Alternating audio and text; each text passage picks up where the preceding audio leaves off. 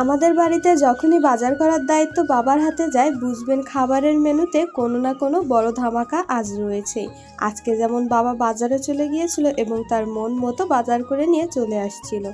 আসসালামু আলাইকুম এভরিওয়ান, আশা করি সবাই ভালো আছেন, সুস্থ আছেন। হঠাৎ করেই বাবাকে বলা হয়েছিল আজ রাতে বাজার করে আনতে। সে কিন্তু তার মন মতো ব্যাগ ভর্তি করে বাজার করে এনেছে। 2 হাত ভর্তি এবং ব্যাগ ভর্তি বাজার নিয়ে সে সকলের সামনে বাজারগুলো দেখাচ্ছিল।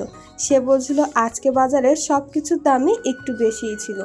বাবা প্রায় রাত 12টার দিকে বাজার করতে চলে গিয়েছিল। এদিকে কিন্তু বাবা বেশ সবজি নিয়ে চলে এসেছিল এবং বাবা বলছিল এখানে নাকি বেগুনের কেজি ছিল 160 টাকা করে, এবং বাবা বলছিল তাতে কি হয়েছে, জিনিস তো কিনতেই হবে। এদিকে বাবা নিয়ে চলে এসেছে কিন্তু একদম চকচকে তাজা কিছু ইলিশ মাছ। চলুন তাহলে দেখা যাক আজকে বাবা বাজার থেকে কি কি এনেছে। এখানে ছিল কাঁকরোল, সাথে ছিল বরবটি, সাথে ধনেপাতা, কচুরলতি, কাঁচা ঝাল এবং আরও ছিল কচুরগাটি।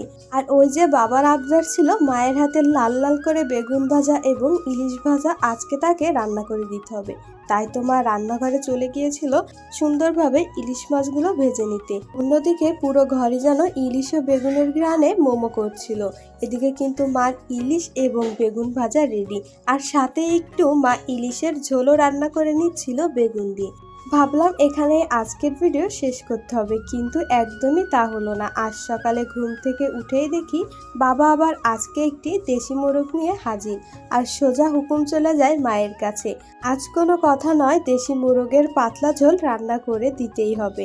এটা শুনে মা সঙ্গে সঙ্গে চলে যায় মোরগটি নিয়ে ঘরে। সুন্দরভাবে মোরগটি পরিষ্কার করে কেটে বেছে নিয়ে নেয়। এরপরে মা চলে গেল মোরগটি রান্না করতে। মায়ের হাতের মাংস রান্না কিন্তু আমাদের কাছে ভীষণ প্রিয়। একদিকে ইলিশ আর অন্যদিকে মোরগ ও বেগুন ভাজা, বাঙালির এই পেট পুজোর লোভ সামলানো কি সত্যিই সম্ভব? আবার অন্যদিকে বিকালে চলে গিয়েছিল মায়ের হাতের মজাদার ম্যাগি নুডলস রান্না করতে।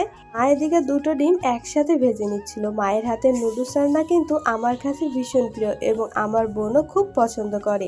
এদিকে কিন্তু দেখতে দেখতে মায়ের ডিম ভাজা শেষ এবং হালকা করে নুডলসটাও একটু ভেজে নিচ্ছিল। তারপরে নুডলসটা সিদ্ধ হয়ে গেলে এর ভিতরে ডিম এবং মশলাগুলো দিয়ে হালকা নেড়ে চেড়ে নিচ্ছিল। মায়ের হাতের মজাদার ম্যাগি নুডলস কিন্তু রেডি।